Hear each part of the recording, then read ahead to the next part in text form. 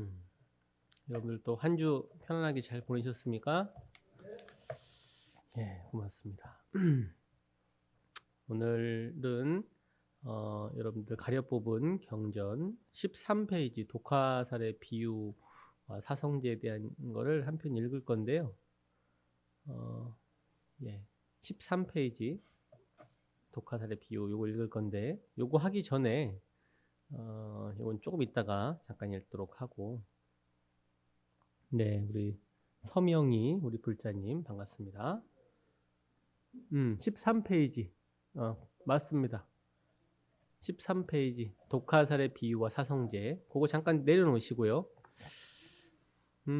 제가 이제 저번 주 일요일 날 법회 때 여러분들한테 선택이야말로 우리들이 하고 있는 결국 매 순간의 선택이라고 하는 거는 끊임없이 우리에게 주어져 있고 그것을 하고 있는데 그것이야말로 우리들의 진정한 주인공이라고 할 수 있다. 주인공이라는 것이 어디선가 내 몸 어딘가에서 혹은 뭐 때로는 내 몸 바깥에서 어디 외부에서 찾을 수 있는 것이 아니고 또한 내 몸 안에서 뭐 뇌 안에서 혹은 뭐 마음 안에서 뭐 찾을 수 있는 것도 아니고 결국에는 순간의 어떤 선택들의 연속이 결국엔 나라고 할 수 있다는 말씀을 드렸습니다. 자, 일주일 한 주 동안 그래서 여러분들 지혜로운 주인공으로 선택을 하셨는지 아니면 업과 습관에 따른 선택을 하셨는지 한번 오늘 또 일주일 또 지난 오늘 법회 때를 맞이해서 한번 생각해 보시면 좋을 것 같고, 오늘은 그거 관련돼 가지고 저는 개인적으로 경전들 중에서 각자 나름대로의 어떤 소위 경전들이 있기도 하고 또 본인이 제일 좋아하는 또 나름대로의 경전들도 있습니다. 그래서 저는 그 중에 오늘은 밀린다 왕문경이라는 경에서 나와 있는 내용을 먼저 소개시켜 드리고 그리고 또 경전 읽고 또 진행을 쭉 하도록 하겠습니다. 밀린다 왕문경 혹시 들어보셨습니까? 네, 아마 이제 불교를 공부하시는 분들한테는 잘 알려져 있는 경전인데 그 내용 안에 이 나가세나 존재와 밀린다 왕의 문답 중에 이런 내용이 있습니다. 제목은 제가 이제 가끔씩 여러분들 제가 이 컵에 대한 이야기를 하면서 했던 건데 모르고 짓는 악행은 죄과 다른 말로는 악행의 과보를 얻는 것이 더 크다라고 하는 말이 주제가 있어요. 한번 읽어드릴게요. 한번 들어보세요. 왕은 물었다. 나가세나 존자여, 알면서 악행을 짓는 사람과 몰라서 악행을 짓는 사람은 누가 더 화가 큽니까? 대왕이여, 몰라서 악행을 짓는 사람이 화가 더 큽니다.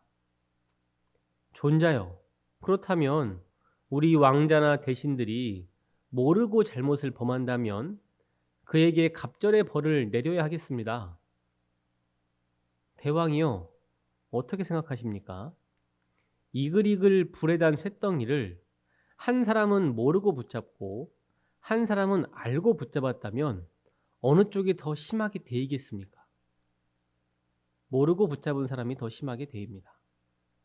마찬가지로 모르고 악행을 짓는 사람은 더 화가 큽니다.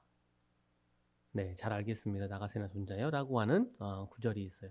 요거를 하나 더 있다가 잠깐 뒤에 하나 더 할 건데, 우리가 업과 습관에 따른 어리석은 행동이 얼마만큼이나 무서운 것인지를 잘 이야기해 주는 말이라고 할 수 있습니다. 제가 가끔씩 여러분들 법회 때나 혹은 기도 때 말씀을 드리지만 우리는 뭐 예를 들어서 다른 사람한테 나 모르고 했던 거야 라고 하는 말로 이렇게 쉽게 지나가 버리는 것들이 참 많죠.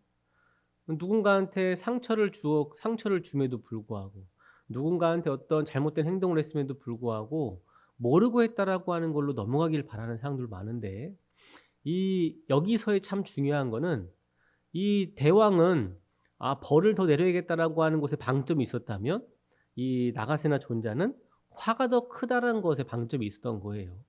그러니까 벌을 더 주고 말고의 문제보다도 개인이 받는 어떤 그 과보에 대한 차이가 알면서 악행을 하는 사람보다는 모르고 악행을 하는 것이 훨씬 더 크다라는 이야기를 하면서 결국 무지, 다른 말로는 불교에서 이것을 무명이라고 불러요. 밟지 못하고 알지 못한다라는 것. 이것이 얼마만큼 큰 일인 건지를 여기서도 이렇게 설명을 했습니다. 자, 이거에 대한 또 다른 이야기를 하나 더 있어서 그것도 같이 보고 오늘 독화사에 대한 비유를 하겠습니다. 이거는 이제 원래 이 방금 전에 말씀드렸던 이 구절보다 한 전에 있었던 구절이긴 한데, 왕은 물었다. 나가세나 존자여, 선행의 과보로서 얻는 공덕과 악행의 과보로서 얻는 죄과는 어느 쪽이 더 큽니까? 공덕, 즉 복덕이 더 큽니다. 어째서 그러합니까? 대왕이요, 죄과를 짓는 사람은 자기의 악행을 알아차리고 후회하게 됩니다. 그러므로 죄과는 증대하지 않습니다. 그러나 복덕을 짓는 사람은 후회하는 일이 없으며 자기에게 기쁨이 크고 환희가 생기며 몸이 편안해지고 안락함을 가지며 그 사람의 마음은 통일 평정되어 사물을 있는 그대로 여실하게 봅니다. 그러므로 공덕은 증대하는 것입니다. 네, 뭐 뒤에 또 한 구절이 있긴 한데, 대왕이요, 그래서 이것이 내가 공덕은 죄가보다 더 크다고 한 이유입니다 라고 하는 부분도, 무엇인가 내가 잘못한 일을 했다, 말과 행동과 생각을 했다라고 하는 것을 알고 있는 것이 그만큼 중요하다는 얘기예요. 그래야지만 뭐 할 수 있다? 언젠가는 멈출 수 있더라라고 하는 이야기가 바로 이 두 가지 밀린다 왕무경에서 나왔던 이야기라고 할 수 있어요. 제가 방금 전에 간단하게 설명드렸던 것처럼 이 어리석은 행동을 한다라는 것은 어떻게 보면 알아차림이라고 하는 것이 있을 때, 아, 내가 지금 내 말과 행동과 생각을 가지고 정말 지롭지 못한 말과 행동과 생각을 했구나라는 것을 알아차리면 멈출 수 있는 기회가 있지만, 본인 스스로가 내가 하는 말과 행동과 생각이 신구의를 가지고 하는 것이 어리석은 것이라는 것을 알아차리지 못하면 그것은 바로 업과 행동의 어떤 습관으로 인해서 지속할 수밖에 없기 때문에 그 죄가는 또한 증대될 수밖에 없다라고 하는 이야기. 자, 선택이라는 것이 바로 그와 같습니다. 내가 알고 있으면, 아, 내가 지금 잘못하고 있구나 라고 안 알고 있으면 언젠가는 멈출 수 있다는 얘기입니다. 그런데 스스로가 지금 하고 있는 것이 나는 잘하고 있는 거야 라고 하는 걸로 잘 알아차리지 못하면 그 죄는, 그에 대한 업보는 무한히 증대될 수밖에 없기 때문에, 바로 불교에서는 열심히 하는 것보다 훨씬 중요한 것이 지혜롭게 하는 것이다라는 것을 말씀드릴 수가 있을 것 같습니다. 부처님께서는 양족존이라고 불립니다. 뭐라고 한다고요? 그래서 우리가 귀불 양족존 그러죠. 양족이라고 하는 것이 바로 두 가지의 발이라고도 얘기도 하고, 여러분들 그 부처님께 절할 때 보면 이 합장을 하고 쭉 내려가서 손바닥 이렇게 올리는 의식을 하죠. 이거를, 예, 이 의식을 바로 우리가 이제는 양족, 두 발을 이렇게 올려드리는 의식이라고 생각하시면 좋습니다. 이게 인도 전통 상대방을 존중하는 그런 어떤 예법인데, 양족을 이렇게 올려드리는 거예요. 근데 양족이라는 게 두 가지 의미가 있는 게, 발에 대한 양발이라는 말도 있고요. 두 가지에 만족되어 있다, 두 가지가 구족되어 있다라는 것으로 쓰입니다. 그럼 두 가지가 뭐예요? 바로 복덕과 지혜를 이야기하죠. 복덕과 지혜. 그래서 방금 전에 얘기했던 복덕은 전에도 제가 여러 번 얘기를 했지만 지혜를 구하는 것이야말로 무명에서 벗어나기 위한 지혜입니다. 그것이 참 중요하다는 이야기를 저번 주에도 간단하게 말씀을 드렸습니다. 기억하시죠? 네, 기억하고 오셔야 돼요. 그래야지만 더 잘 받아들일 수가 있어요. 자, 요거는 좀 이따 다시 하도록 하고요. 저번 주에 선택에 대한 말씀을 드리면서, 선택도 그냥 선택이 아닌 거고요. 방금 얘기했던 지혜로운 선택을 이야기하는 것이고, 그렇다면 거기서의 지혜는 바로 무명을 벗어나는 것이야말로, 무명에 알지 못한다라는 것을 벗어나는 것이 지혜라는 것을 다시 한번 강조하기 위해서 경전에 대한 이야기를 잠깐 해드렸고, 오늘 13페이지 또 경전 한 편 같이 읽고 또 계속 진행을 하겠습니다. 장은자 보살님, 네, 참석해 주셨습니다. 고맙습니다. 자, 오늘 이제 읽겠습니다. 존자 독화살의 비유와 사성제. 같이 읽으세요, 여러분들도. 존자 만동자는 해질 무렵 자리에서 일어나 부처님께 나아가 머리를 조아려 예배하고 물러나 한쪽에 앉아 여쭈었다. 세존이시여, 저는 오늘 혼자 고요한 곳에서 깊이 앉아 사색하다가 이런 생각이 들었습니다. 세상은 영원한가? 영원하지 않은가? 세상은 끝이 있는가? 끝이 없는가? 목숨은 곧 몸인가? 목숨과 몸은 다른가? 열에는 마침이 있는가? 없는가? 열에는 마침이 있기도 하고 없기도 한가? 열에는 마침이 있지도 않고 없지도 않은가? 태존께서는 이런 견해들에 대해서는 전혀 말씀해 주지 않으셨다. 그러나 저는 그것들을 알기를 원하고 그것을 모르는 것을 참을 수 없으며 저는 그것을 모르는 것을 옳게 여기지 않습니다. 만일 세존께서 분명하게 세상은 영원하다고 알고 계신다면 저를 위해 말씀해 주세요. 만약 세존께서 세상은 영원한가에 대해 분명하게 알지 못하신다면 나는 모른다고 정직하게 말씀해 주소서. 세존께서는 만동자를 꾸짖으며 모든 비구들에게 말씀하셨다. 만일 어떤 어리석은이가 세존께서 나에게 분명하게 말씀해 주지 않으신다면 나는 세존을 따라 범행을 배우지 않으리라고 생각한다면 그 어리석은이는 마침내 그것을 알지 못한 채 결국 목숨을 마치고 말 것이다. 비유하면 마치 어떤 사람이 몸에 독화살을 맞는 것과 같다. 그가 독화살로 인해 매우 심한 고통을 받을 때 그 친척들은 그를 가엾고 불쌍히 여겨 그를 위해 곧 의사를 청하였다. 그러나 그 사람이 생각하기를 나는 아직 화살을 뽑을 수 없다. 그 전에 먼저 화살을 쏜 사람은 어떤 성과 어떤 이름, 어떤 신분이며 키는 큰지 작은지, 살결은 거친지 고운지, 얼굴빛은 검은지 흰지, 혹은 검지도 희지도 않은지, 찰리족인지 혹은 바라문인지, 어떤 종족인지, 동방, 서방, 북방 어느 쪽에 사는지 등을 먼저 알아야 하겠다. 아직 이 화살을 뽑아서는 안 된다. 나는 먼저 그 화살이 뽕나무로 만들어졌는지, 산뽕나무로 만들어졌는지, 물풀의 나무로 만들어졌는지, 혹은 뿔로 만들어졌는지를 알아볼 것이다. 아직 화살을 뽑아서는 안 된다. 나는 먼저 그 화살이 궁찰이 소 힘줄로 되어 있는지, 노루나 사슴의 힘줄로 되어 있는지, 혹은 실로 되어 있는지를 먼저 알아볼 것이다. 그러다 보면 그 사람은 결국 그것을 알기도 전에 결국 목숨을 마치고 말 것이다. 그와 같이 만일 어떤 어리석은이가 세존께서 나에게 분명하게 말씀해 주지 않으신다면 나는 세존을 따라 범행을 배우지 않으리라고 생각한다면 그는 마침내 그것을 알기도 전에 결국 목숨을 마칠 것이다. 세상은 영원한다고 나는 한결같이 그렇게 말하지는 않는다. 무슨 까닭인가? 그것은 이치와 맞지 않고 법과 맞지 않으며 또 범행의 근본이 아니어서 지혜로 나아가지 못하고 깨달음으로 나아가지 못하며 열반으로 나아가지 못하기 때문이다. 그러면 나는 어떤 법을 한결같이 말하는가? 나는 이런 이치를 한결같이 말하니 곧 괴로움과 괴로움의 발생 원인과 괴로움의 소멸과 괴로움의 소멸에 이르는 길인 사성제이니 나는 이것만을 한결같이 말한다. 무슨 까닭인가?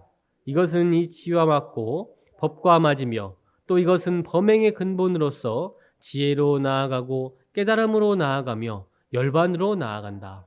그러므로 나는 한결같이 이것만을 말한다. 그것이 바로 말하지 않아야 할 것은 말하지 않고 말아야 할 것은 말한다고 하는 것이다. 너희들은 마땅히 이렇게 지니고 배워야 한다. 고맙습니다. 중화암경. 네. 우리 부처님 가르침에 대한 비유 중에 정말 많이 알고 있고 많이 사용되는 이 어떤 여러 가지 경전을 보더라도 독화살의 비유는 여러 가지 의미로 많이 쓰입니다.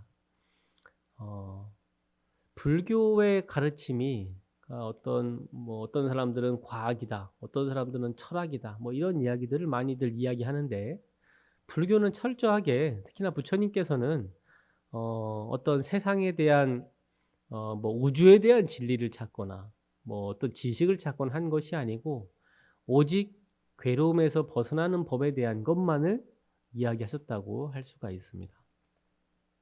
독화살의 비유에 대한 것은 지금과 같은 영원한가 영원하지 않는 것들, 뭐 예를 들어서 지금 이제 많은 분들이 채택하고 있는 이 세상이 이루어진 원인을 보통은 빅뱅이라고 설명을 하죠. 무엇인가 이제 빅뱅이 크게 한편으로는 터졌다라고 이렇게 얘기할 수 있는, 뱅이라는 게 터짐을 얘기하는데, 그래서 그때부터가 뭐 시작되었다라고 얘기하는데, 그러면 또 누군가 이런 얘기를 해요. 그럼 그 터지기 전에는 뭐가 있었냐? 중요한 거는 무엇인가를 자꾸 우리는 추구하고 살고 있기는 한데, 그것이 부처님께서는 어떻게 보면은 마치 독화살에 대한 것과 같다. 지금 나에게 중요한 거는 내가 괴로움과 괴롭지 않은가에 대한 것, 이것 자체가 제일 중요한 것이지, 그것 이상의 것들, 뭐 그것 이외의 것들은 부처님께서는 말씀하신 바도 없고 본인이 아신다고 하더라도 말하지 않으셨을 거라고 생각이 듭니다. 그래서 이 만동자에 대한 비유를 불교에서 뭐라고 부르냐면 십무기설이라고 불러요. 10가지의 대답하지 않으신 질문이다. 그에 대한 것들이 중에 몇 가지가 지금 뭐 세상에 대한 거, 세상에 뭐 끝이 있는가 없는가, 목숨에 대한 거, 열애의 마침에 대한 거, 뭐 이런 부분들이 바로 그 십무기에 들어와 있는 내용이라고 할 수가 있습니다. 여러분들은 뭐 궁금하신 게 있나요 혹시? 제가 전생 좀 궁금하지 않으세요? 궁금해요. 그리고 다음 생도 어떻게 갈지, 어디로 갈지 궁금하신 분들도 있고. 근데 제가 저번 주인가 저저번 주 법회 때 말씀드렸죠. 둘 다 알 수 있다고 말씀드렸어요. 그러니까 굳이 궁금하실 필요가 없는 거예요. 네, 왜 그러냐면 전생 바로 지금 빤히 보인다고 말씀을 드렸습니다. 지금의 나의 모습을 보면 알 수 있다고 했고, 다음 생은 지금 내가 하고 있는 말과 행동과 생각, ing라고 그래요. 그것을 이걸 진행이라고 할 수 있죠. 지금 내가 하고 마음 먹고 있는 생각들에 대한 총합이 미래에 대한 결과를 만들어낼 것이고, 행동, 생각도 말도 마찬가지라 할 수 있죠. 그러니까 궁금해해야 되는 것들은 어떻게 보면 그런 것들이 궁금해야 될 것이 아니고, 그건 이미 드러나 보였으니까 어떤 게 궁금해야 되느냐. 여러분들이 방금 우리 부처님께서도 말씀하셨던 사성제라고 하는 것이 어떤 것인지에 대해서 오히려 그걸 더 궁금해하는 것이 더 좋겠다라는 생각을 하면서 오늘은 그에 대한 이야기를 드립니다. 저는 개인적으로 이 부처님 이 경전을 보면서 첫 번째는 안한에게 참 감사하고요. 안한 제자 중에 다문젤이라고 안한 존자가 있죠. 그 다음에 이 만동자 혹은 뭐 수보리 뭐 이러한 부처님께 질문을 했던 분들이 참 감사한 게, 우리가 제가 이제 한동안 어떤 게 있었냐면, 제가 예전에 이제 인천 용화사라는 곳에 가서 이제 선방에 갔을 때 거기에 보면은 송담 스님이라고 하는 아주 훌륭한 큰 어른이 계시죠. 수행하시는.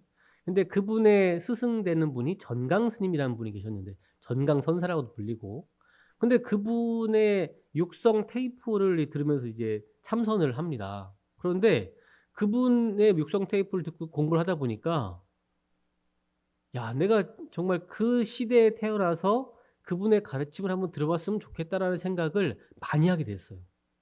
그러니까 여러분들도 만약에 지금 이렇게 이 공간에서 물론 여전히 부처님의 가르침은 살아 움직이고 있지만, 왜냐? 부처님이 태어나시건 돌아가신 건 관계없이 진리는 그대로 드러나 있으니까. 그럼에도 불구하고 약간 좀 마치 어떤 책을 봤을 때, 책을 누가 썼어요.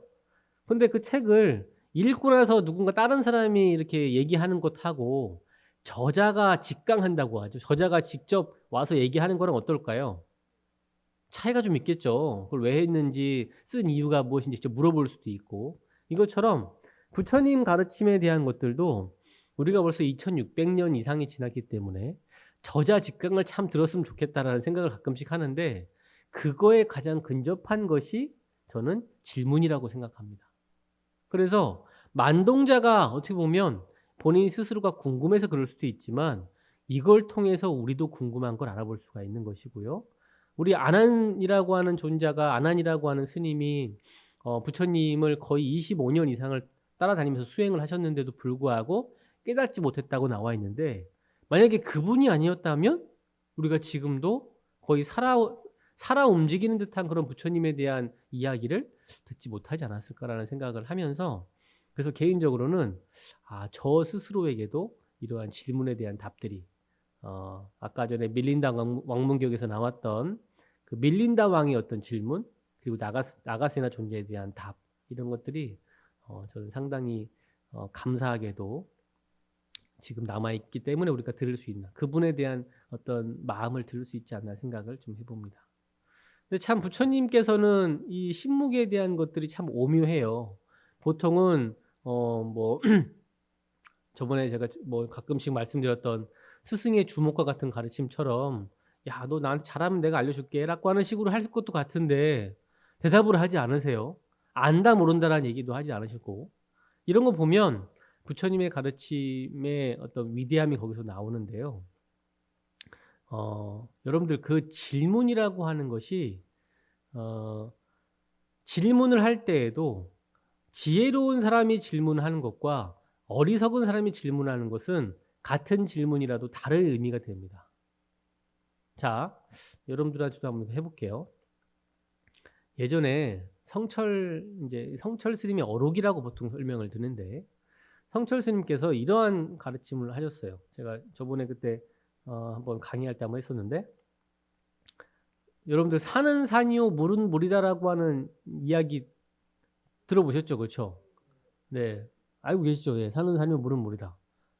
여러분 근데 산은 산이요 물은 물이다가 이 마음의 경지에 따라서 세 단계로 보통 나뉜다는 얘기는 혹시 아십니까? 자, 첫 번째 단계. 이거는 범부의 단계라고 보통 설명을 하고요. 물론 제가 오늘도 말씀드리는 것은 방편으로 설명을 또 드리는 거니까 말에 너무 끄달리지 말고 한번 이해를 해보시면 돼요. 첫 번째 범부라고 하는 깨닫지 못한 어떤 중생들은 산은 산이요 물은 물이다라고 답을 한답니다. 자, 두 번째 단계입니다. 두 번째 단계는 불교를 공부하고 나름대로 공을 깨달았던 사람들이 하는 이야기인데 산은 산이 아니고 물은 물이 아니다라고 얘기한답니다. 자, 세 번째 단계 깨달은 사람, 도통한 사람 혹은 부처와 같은 단계에 이른 사람들은 다시 산은 산이요 물은 물이다라고 답을 한대요. 자, 이 세 가지가 어떤 의미인지 혹시 여러분들 감이 오세요? 있는 그대로 본다. 그럼 어떤 게 있는 그대로 보는 거예요? 음.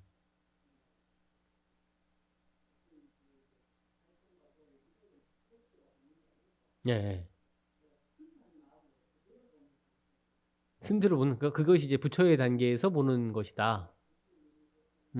그럼 첫 번째에 있는 산은 산이요 물은 물이다는 무슨 그거랑 세 번째는 같은 얘기잖아요. 산은 산이고 물은 물이다. 음. 어, 어.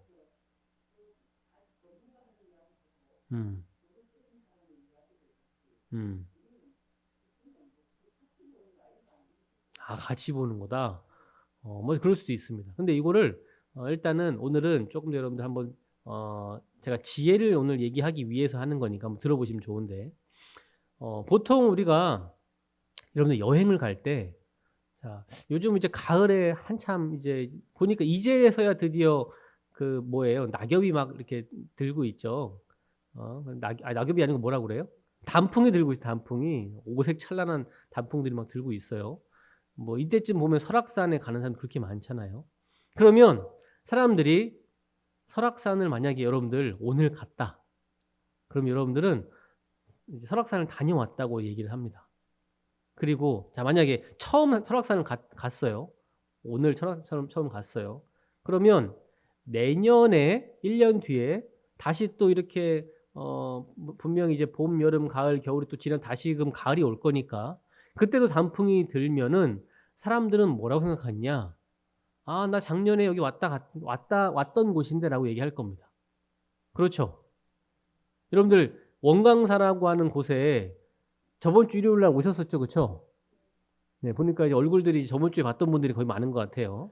네, 새로운 사람들이 거의 없네요, 보니까. 그러면 우리는 일주일 뒤에 다시 원광사를 오면 뭐라고 그래요? 저번 주에 왔던 원광사에 왔다고 얘기할 거 아니에요. 그런데 잘 생각해 보면 지금은 시간도 바뀌었고 여러분들의 어떤 생각 혹은 옷차림 혹은 뭐 여러 가지들 조건들이 많이 분명히 바뀐 상태인데도 불구하고 우리는 무엇인가 유지되는 것이 있다, 항상한 것이 있다라고 생각하고 오기 때문에 저번 주에 왔던 곳이라고 생각을 하고요. 그러니까 작년에 갔던 곳을 내가 또 갔다 왔다. 나 거기 안다. 갔다 왔다고 얘기하겠죠. 그런데 그 낙엽이라고 하는 것이 작년에 낙엽이 아니고 단풍이 작년에 있던 단풍이 그대로 똑같이 펴 있는 건가요? 어, 네. 음. 자신에 따라서도 다르지만 그 단풍 자체도 분명히 그때 있었던 그것이 다시금 거꾸로 돌아와 가지고 핀 것이 아니고 무엇인가 어떤 순환 과정에서 또 다른 것이 핀 거잖아요.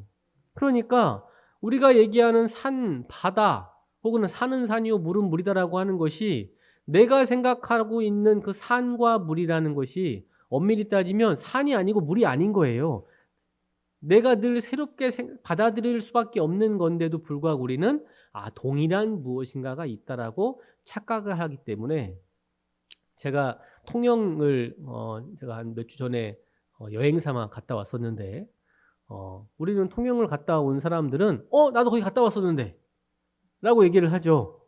그런데 그때 갔다 온 것과 제가 갔다 온 것과 또 중요한 거 똑같은 거를 보면서도 다들 받아들이고 혹은 뭐 생각하는 게 어때요? 다 다르잖아요. 그러니까 같은 통영이라는 건 있을 수 있어요, 없어요?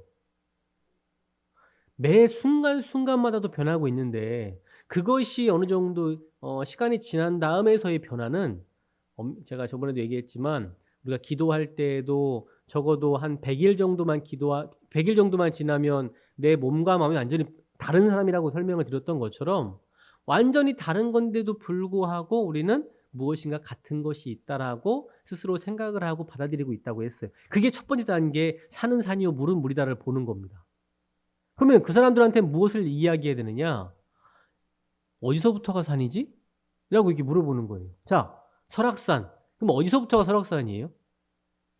자, 우리는 여기서부터가 설악산이라고 이렇게 딱 얘기할 만한 어디가 있습니까? 설악산이라고 얘기할 만한 곳이? 자, 그러면 바다를 얘기해 봅시다. 우리가 동해바다를 얘기해 볼까요? 동해바다. 어디서부터가 동해바다예요? 구분 지을 수 있는 거 정확하게? 뭐 예를 들어서 남해와 경계되는 곳이 동해바다다. 그럼 어디를 경계로 할 것인지 우리가 스스로 그냥 줄을 그어놓거나 생각으로 했던 것일 뿐이지. 자, 그리고 더 웃긴 거는 여러분들 이것도 재밌는데 자, 바다에 물고기들이 있죠. 그럼 어쩔 때는 뭐 동해산, 뭐 우리나라산, 국산, 뭐 외래산 이런 얘기를 하는데 그 물고기가 어디서 잡혔는지에 따라서 국내산과 국외산이 달라지는 거잖아요. 그렇죠? 똑같은 물고기 지나다니다가 어디서 잡았는지가 달라지는 것을 보면 이것이 우리가 다 이렇게 구분짓고 분별 짓는 습관이 있는다라고 하는 것을 첫 번째 단계에서 알 수 있는 겁니다. 그래서 그 사람들한테 뭘 가르쳐야 되냐면 이거 봐. 산이라고 하는 당신이 얘기했던 설악산이 어디서부터가 설악산인지도 첫 번째 모르고 그럼 무엇을 설악산이라고 얘기해야 되느냐. 그중에 단풍 하나를 설악산이라고 하는 게 아니죠. 그럼 무엇이 설악산인 거예요? 이처럼 잘 따지고 들어가니까 거기에는 설악산이라고 할 만한 것이 산이라고 할 만한 것이 있어요, 없어요? 없어요. 바다라고 하는 것들도 잘 생각해 보면 바다가 물이 바다라고 생각해야 되는 건지 아니면 그 밑에 있는 지각까지를 단층까지 다 잘라서 바다라고 해야 되는 건지 이런 모든 것들이 우리가 스스로 생각에 의해서 분별해 놓은 것일 뿐인 거지 언어일 뿐인 것이지 본질이 아니라는 걸 얘기하는 겁니다. 그래서 본래 산은 산이 아니고 물은 물이 아닌 거고 나도 내가 아닌 거예요. 이게 두 번째 공에 대한 거예요. 그러면 예를 들어서 여러분들과 제가 불교식의 논리로 따지면 자타불이 너와 나는 뭐가 아니다? 둘이 아니다. 둘이 아니라고 한다고 하면은 제가 가끔 설명드리지만 제가 밥을 먹으면 여러분들 배가 부르나요? 불러 주셔야죠 좀. 네, 자식들 밥 먹을 때는 부르다고 하시면서 왜 그러세요? 이런 거 보면 둘이라 아니라고 했는데 둘이기도 해요. 그래서 바로 수행의 단계라고 하는 것들이 이것을 경험함으로써 우리가 더 성장하게 되고, 그렇다고 해서 그것에 또 머물러 있으면 그것에 또 집착하는 거기 때문에 우리가 공이라고 하는 둘이 아까 얘기했던 산은 산이 아니고 물은 물이 아니다라고 하는 것을 충분히 경험하고 나면 그것조차도 내려놓고 다시 삶을 살아가게끔 되는 것이 어떻게 보면은 부처님께서 깨달음을 얻으신 다음에 그 얻으셨던 것을 중생들에게 회양하시고 돌려주셨던 것이 마지막 세 번째, 그럼에도 불구하고 산은 산으로서의 뭔가 의미가 있고 바다는 바다로서의 의미가 있다. 뭐 하지 않을 뿐인 거예요. 집착하지 않을 뿐인 겁니다. 첫 번째, 산은 산이요 물은 물이다는 내 집착이 들어가 있어요. 내가 나는 저번에 갔다 왔지 산라고 하는 집착이 있을 때에는 중생으로서 바라보는 세상에 대한 경계인데, 그것을 어떤 수행이나 혹은 공에 대한 가르침이나 이걸 통해서 한번 아니라고 하는 것을 깨닫고 나면 그 다음부터는 산을 산이라고 얘기합니다. 근데 그 안에 뭐가 없어요? 내가 생각하는 집착심과 탐착심과 이 어리석은 마음이 없이 아까 우리 보살님 얘기했던 있는 그대로 얘기하는 그냥 그대로의 단풍이 있는 그 산을 그대로 즐길 뿐인 거예요. 그래서 이제 그것에 대한 이야기가 이제 부처님께서 말씀하셨던 내용이라고 할 수가 있습니다. 자, 오늘 그래서 그에 대한 이야기를 제가 왜 말씀을 드렸냐?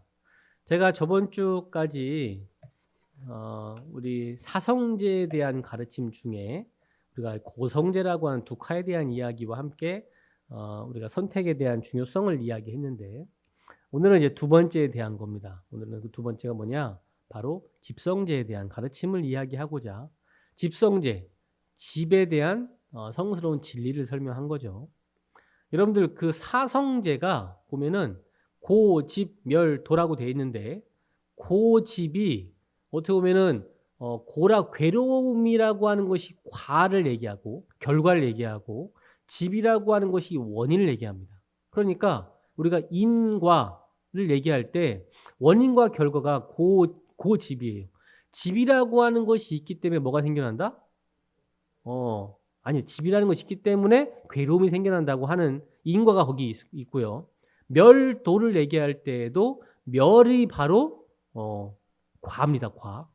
그리고 도가 원인이라고 하는 인이라고 할 수 있어요. 그러니까 결과 원인을 얘기하는 것이고, 이 부처님의 가르침은 원래는 그 고집보다도 멸도의 방점이 있습니다. 자, 이게 중요합니다. 불교는 윤회를 우리가 보통 믿는다고 알고 있죠, 그렇죠?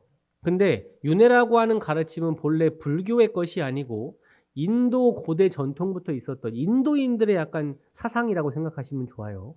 그런데 이 인도인들이 갖고 있던 사상이, 이 윤회 사상이 본래는 뭐를 더 이렇게 이렇게 강조하기 위해서 만들어진 사상이냐면, 카스트라고 하는, 여러분들 많이들 들어보셨겠지만 그 맨 밑에가 수드라, 바이샤, 크샤트리아, 바라문이라고 하는 계급을 이제 정당하게 해서 만들어진 논리가 윤회라고 하는 논리라고 여러분들 많이 들어보셨을 겁니다.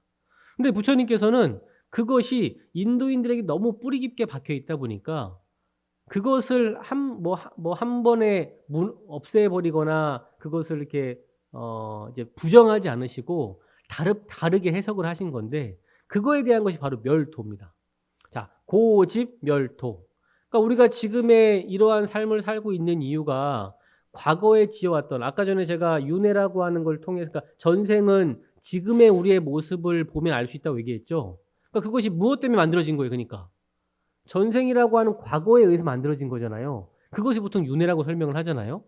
근데 이제 부처님의 가르침은, 그렇지, 과거에 의해서 지금이 만들어진 것은 맞는데 지금 내가 하고 있는 말과 행동과 생각이 미래를 바꿀 수 있으니 지금에 머물러 있지 말아라고 하는 것을 이야기하신 겁니다. 그게 이제 멸도를 훨씬 더 중요하게 생각하신 거예요. 그래서 이제 일단은 앞으로의 제가 여러분들한테 말씀드리고자 하는 부분은 이 멸도에 대한 것이 더 방점이 있다라는 이야기를 드리면서 오늘 어쨌든 고에 대한 건 저번에 했으니까 오늘 집에 대한 이야기를 좀 말씀을 좀 드리겠습니다. 여러분들 불교는 벌써 2600년이라는 시간이 지났습니다. 이제 그러면서 어떤 측면에서는 조금 발전해 오기도 했고 어떤 측면에서는 조금 왜곡되기도 했어요. 근데 그러면서도 어쨌든 계속 꾸준히 다듬어져 왔다고 생각이 듭니다. 자, 부처님의 이제 생애에서 보면 사성제라고 하는 가르침을 이야기하기 전에 가장 먼저 이야기하신 가르침이 있습니다. 혹시 뭔지 혹시 아시는 분? 자, 부처님께서 5비구 5명의 비구한테 본인이 깨달았던 것을 처음 설명하셨던 것이 사성제보다 먼저 이야기하신 것이 있습니다. 혹시 아시는 분? 부처님 생애 읽어보신 분들 중에. 잊어버렸어요. 예. 그래서 이런 이야기를 또 드리는 거예요. 저도 잊어버려서 공부를 계속해요. 끊임없이. 혹시 우리 네. 자, 무엇을 얘기하셨냐면 오비구이 가장 먼저 얘기했던 이것은 모든 가르침의 핵심이 되는 교리라고도 할 수 있어요. 그것은 바로 아닙니다. 네. 중도입니다. 중도. 네. 오비구에게 처음 가셔서 하셨던 가르침이 중도고 중도를 가르치신 이후부터 나온 것이 이제 사성제에 대한 가르침이었어요. 그러니까 중도가 뭐예요? 중대. 그러니까 중도 이게 뭐예요? 중도가. 그게 뭐예요? 중도. 여러분들 어디? 어. 치우치지 말라 맞아요. 네. 가운데를 이야기하는 것이 아니고 무엇인가 극단에 치우치지 않는 것을 우리는 보통 중도라고 하죠. 다행히 요즘은 그러니까 지금도 제가 세상이 발전되고 있고 좋은 방향으로 가고 있다고 믿는 것 중에 하나가 어느 순간까지만 하더라도 중도라고 하면 우리 불자들도 가운데를 얘기하는 거구나. 중심을 얘기하는 거구나라고 생각하는 사람들이 많았어요. 예를 들어서 중도라고 하는 걸 보면 법당의 가운데 여기를 중도다라고 얘기를 하는 겁니다. 근데 지금처럼 중도라고 하는 것은 가운데를 얘기하는 것이 아니고 극단에 치우치지 않는 것을 얘기하셨잖아요. 그러니까 여러분들 부처님께서는 어떻게 보면 극단을 경험하신 분이에요. 어, 태자라고 하는 그러니까 왕자라고 하는 지위에 있는 사람이 갖고 있는 이 향락과 사치는 아마 지금 사람들만큼보다도 훨씬 더 많은 것들 누렸을 겁니다. 그리고 제가 저번에도 한번 설명을 드렸는데 부처님께서는 모 경전에서는 물론 경전들마다 다 이렇게 서로 하는 게 쓰는 사람들에 따라 좀 달라서 부처님이 거의 5세인가 6세 때까지 발바닥에 털이 있었다라고 하는 이야기까지도 있어요. 너무 귀해가지고 들고 댕겼다는 거예요. 그러니까 뭐 이런 얘기가 있는 것처럼 엄청나게 귀한 대접을 받고 살았겠죠. 그래서 귀한 대접과 함께 모든 어떤 쾌락과 어떤 향락의 끝을 아마 경험하셨을 수도 있을 것 같아요. 그러니까 부처님이 우리는 보통 부처님에 대해서 대승불교에서는 부처님의 어떤 위대성을 더 이야기하기 위해서 중생을 구제하러 오셨다. 뭐 이런 얘기들이 많은데 초기 불교에 가까운 그러니까 인간 붓다에 가까운 가르침에서 보면 부처님은 출가하신 이유, 뭔가 수행을 하신 이유가 어떤 중생을 구제하기 위해서 출가하신 것이 방점이 거기 아닙니다. 뭐를 위해서냐면 내가 지금 이렇게 누리고 있는 어떤 즐거움과 행복을 이게 없어진다라고 하는 두려움이 있었다는 거예요. 그러니까 여러분들 지금 세상에도 보면 많은 것을 가지고 있는 사람일수록 죽음을 두려워합니다. 왜 그래요? 많은 것이 있으면 그걸 더 누리고 싶고 더 가지고 싶다고 하는 생각이 있을 거 아니에요. 그러니까 많은 것이 없는 사람일수록 오히려 죽음에 대한 두려움이 없고 그냥 좀 더 홀가분하게 갈 수도 있어요. 애착심이 많고 탐착심이 많은 사람일수록 어떻게 보면 죽음에 대한 두려움이 훨씬 더 크겠죠. 그러니까 부처님도 이제 어떻게 보면은 쾌락이라고 하는 곳에 대한 극단을 출가하기 전에 가고 계시다가 이것이 늙음, 병듦, 괴로움이라는 걸 통해서 한순간에 없어질 수 있구나라고 하는 두려움이 분명히 있으셨을 거고, 근데 그거에 대한 여러 가지 어떤 이제 역사적인 사실로는 그 당시 그 카필라국이라고 하는 그 국이 농업 기반의 국가였고 약간 나름대로 평온한 국가였는데, 그 바로 옆쪽에 엄청나게 거대한 다른 어떤 코살라국이라든지 이러한 강대국들이 있었고, 그 강대국들이 그 넓은 어떤 평야를 호시탐탐 노리고 있었답니다. 그러니까 이런 거에 대한 불안감, 두려움, 괴로운 것들도 분명히 있었을 것이라고 하는 이야기들도 있습니다. 인간부터를 이해하기 위한 방법이었어요. 어쨌든 그렇게 하다가 그것이 너무 한편으로는 두렵기 때문에 이제 출가를 이제 마음 먹기 전에 그 당시 이제 아버지 정바랑이라는 아버지한테도 이런 얘기를 했다고 하죠. 아버지가 늘 이 시다르타가 약간 말과 행동과 생각이 조금 출가할 것 같으니까, 야 아들아, 너가 뭐를 주면 네가 출가에 대한 생각을 끊고 나의 어떤 이 제왕의 길을 걸을 것이냐라고 얘기했더니, 그제서 이제 우리 그 시다르타 태자가 하는 얘기가, 아버지 그렇다면 저에게 노병사를 없애는 법을 알려주시면 제가 이 제왕의 길로 가겠습니다라고 이렇게 얘기했다고 하죠.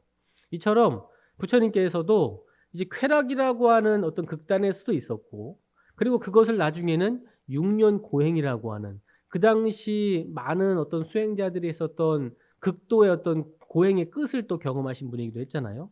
그래서 쾌락과 고통이라고 하는 양 극단을 벗어나는 것이 중도라고 하는 것을 설명을 하신 거죠. 그래서 이제는 다행히 방금 우리 보살님처럼 극단을 벗어나는 것이라는 이야기들이 있습니다. 근데 저는 이제 이 중도라고 하는 것을 이 극단을 벗어나는 것에서 한 발자국 더 나가야 된다고 생각이 듭니다.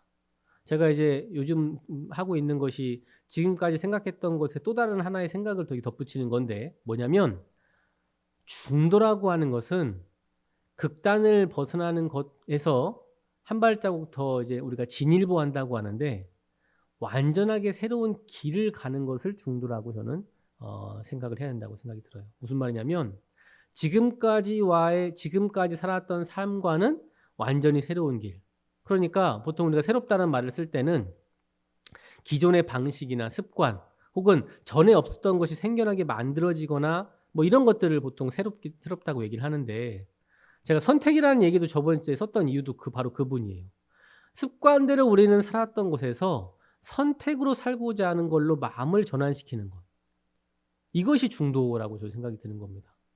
그러니까 양극단에서 벗어난다라고만 있으면, 뭔가 양극단에서 어떻게 벗어나야지라고 스스로가 조금 잘, 어떻게 보면은 좀 오락가락할 수도 있을 것 같아요. 그런데 내가 습관대로 살았던, 업대로 살았던 선택에서, 업대로 살았던 것에서 내가 선택으로, 그러니까 탐진치로 살았던 지금의 삶에서 벗어나서 우리가 해탈열반으로 살겠다고 하는 다짐이 결국에는 우리가 부처님께서 과거에 얘기하셨던 중도에 대한 적극적인 의미가 아닌가라는 생각을 하고, 집착으로 살았던 어제의 삶에서 우리가 깨달음과 환희로 살려고 하는 마음을 내는 것이, 그 선택을 자꾸 하는 것이야말로 진정한 중도고, 그것이야말로 우리가 원하는 삶이지 않나라는 생각을 해봅니다.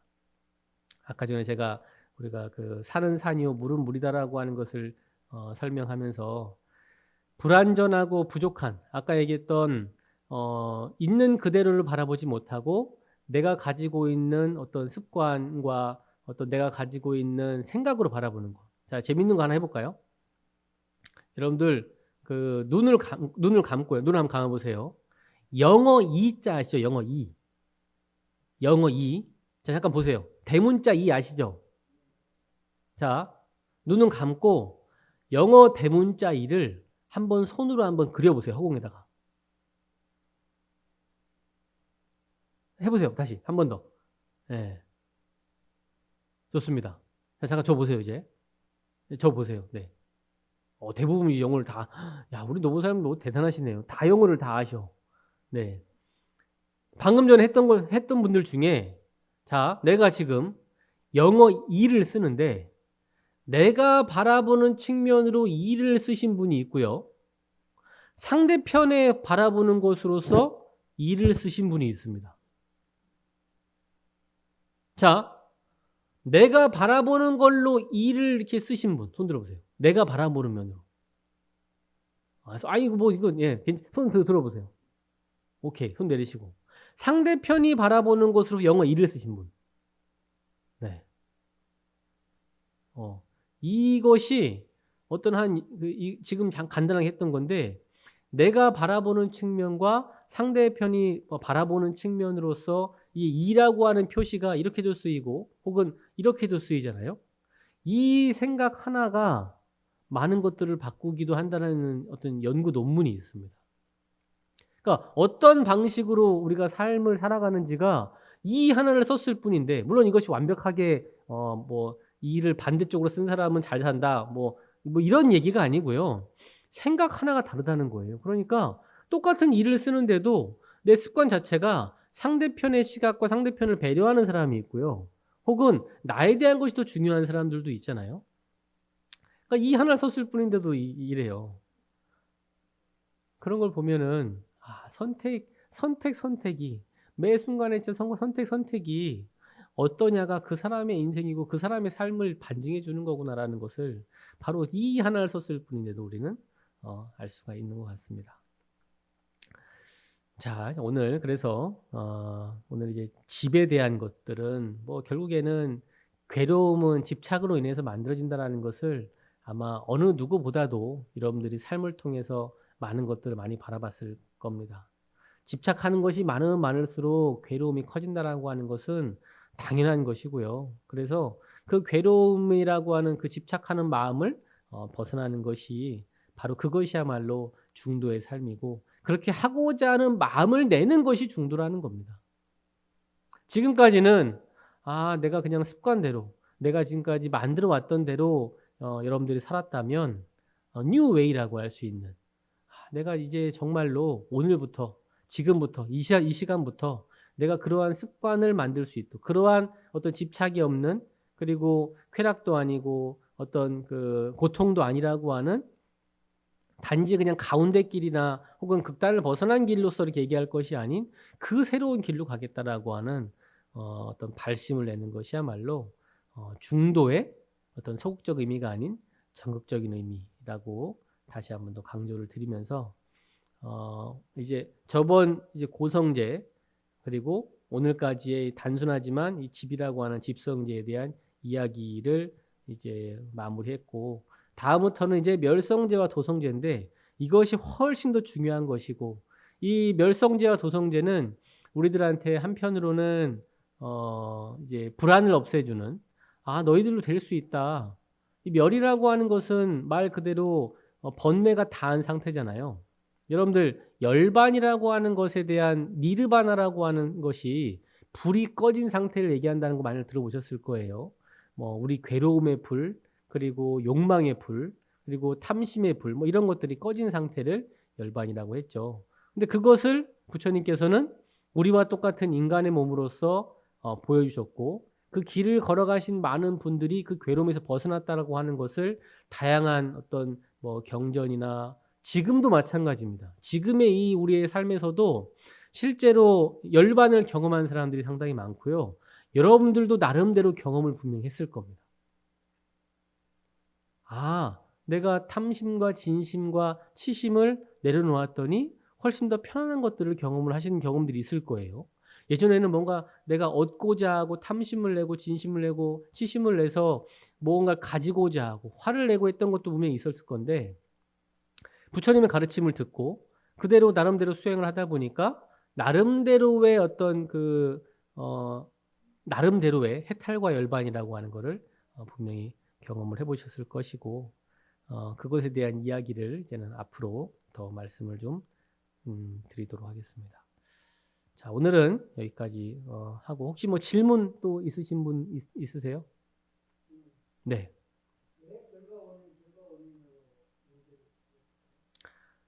그것이 연기고 그것이 진리이기 때문에 그렇습니다. 결과 원인이라는 것이 그러니까 결과를 왜 미리 얘기했느냐? 결과는 드러나 보이잖아요. 지금의 원인이라는 것은 이미 예전 것이기 때문에 보이지 않는 것이고 그래서 저는 이제 그것을 연기에 대한 가르침 우리가 중도도 결국에 연기거든요. 연기라고 하는 것, 제가 저번에 설명드렸던 연기가 인연생기의 가르침이라고 말씀드렸죠. 인연생기라고 하는 것이 보통 우리가 연기라고 하는 것을 얘기하고 12연기라고 하는데, 결국에 중도, 사성제 모든 것이 12연기에 대한 가르침에서부터 나왔다고 저는 개인적으로 생각이 듭니다. 12연기라고 하는 것이 뭐가 있어요? 두 가지가 있죠. 순연이라고 하는, 그러니까 순연연기라는 게 있고 환멸연기라는 게 있다는 얘기를 아마 여러분들 기초교리를 보셨으면 배우셨을 거예요. 무명으로 시작해가지고선 나중에 생로 병사까지 이제 쭉 그대로 진행하는 것을 순연연기라고 보통 하고, 환멸연기라고 하는 것은 거꾸로 오는 게 아니고요. 무명을 멸하면 행이 멸하고, 행이 멸하면 무명행 식이 멸하고, 이와 같이 돼 있잖아요. 그래서 저는 개인적으로 그 방금 설명드렸던 인과로 돼 있는 게 아니고 과인, 과인이라고 돼 있는 이유가 우리들한테 그런 희망을 더 주는 거라고 생각이 듭니다.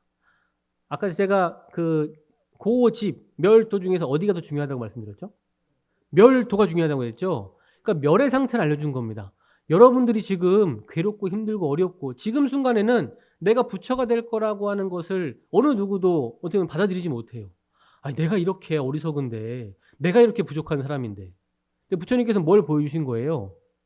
마치 의사가, 부처님은 의왕이라고도 불리고 하잖아요. 의사가 당신 건강했던 상태, 그 상태로 갈 수 있다 라고 하는 걸 보여주신 겁니다. 그냥. 그럼 어떻게 하면 되느냐? 이렇게 하면 된다 그냥. 그래서 멸이라고 하는 것을 제시한 것이 결국에는 부처가 될 수 있는 마치 수기와 같은 거라고 저는 생각이 들고, 그래서 결과, 과를 먼저 두고 그 다음에 인을 설명한 것이 아닌가라는 생각을 합니다. 네, 제대로 이해가 됐는지는 제 개인적인 생각입니다. 네, 또 혹시 다른 분? 네.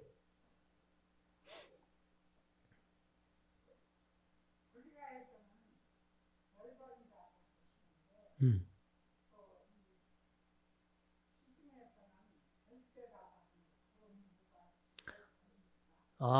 별세와 열반. 예, 알겠습니다. 앉으셔도 될 것 같아요. 다리가 아프신데. 별세와 열반의 차이. 열반은 우리는 보통 죽음을 보통 열반이라고 생각하는 경우들이 많은데요. 아까 얘기했던 것처럼 열반을 죽음으로 생각하는 것들은 우리가 그냥 부처님께서 열반하셨다라고 얘기하는 것으로 인해서 얘기하는 거고요. 열반은 니르바나라고 하는 것에 대한 어떤 해석이라고 말씀드렸잖아요. 그러니까 니르바나라고 하는 것은 아까 얘기했던 것처럼 불이 꺼진 상태예요. 그래서 물론 열반에도 두 가지 열반이 있다고 해서 무여 열반과 유여 열반이라는 게 있다고 제가 저번 주 설명드렸던 것 같아요. 그러니까 육신이 있는 상태에서의 열반을 보통 이것을 유여 열반이라고 하고, 육신이 멸한 상태를 무여 열반이라고 하는데, 몸이라고 하는 것을 갖고 있는 이 순간에는 물론 이것도 생각에 따라 좀 차이가 있는데, 내 몸이 있는 동안에는 내 몸을 먹여줘야 되고 재워줘야 되고 또한 쉬게끔 해줘야 되고 즐겁게 해줘야 되고 뭐 이런 것들이 많잖아요. 그래서 몸을 벗어나는 것, 소위 말하는 죽음이라고 하는 것들 또한 본래에서는 우리가 뭔가 무서워하고 두려워할 것이 아니다라고 하는 것을 설명하기 위한 방법으로서 이제 무여열반, 유여열반에 대한 것이 나왔다고 생각이 들고, 별세라고 하는 것은 세상을 이제 떠났다라는 거잖아요. 그러니까 열반과 별세는 다른 얘기인 겁니다. 네. 그러니까 우리가 그냥 보편적으로 열반했다 하면 죽음을 생각하기 때문에, 불교에서의 죽음을 얘기했기 때문에 같은 의미로 쓰이는 경우 있지만, 열반은 괴로움이 멸한 상태, 그 괴로움이라고 하는 것이 바로 탐진치라고 하는 불타는 세상에서 모든 불이 꺼진 상태를 마치 나방과 같은 것 같아요. 나방이 불나방들이 어디를 달려간다고 그래요?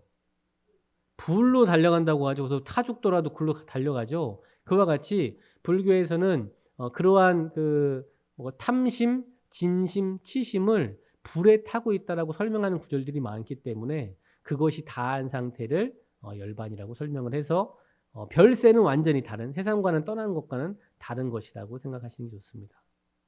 네. 뭐 더 의미가 있을 수 있지만 그 정도 말씀드릴 것 같아요. 네, 또 좋네요. 이렇게 질문해 주시니까 좋네. 네. 뭐 다른 것들 없으세요 이제?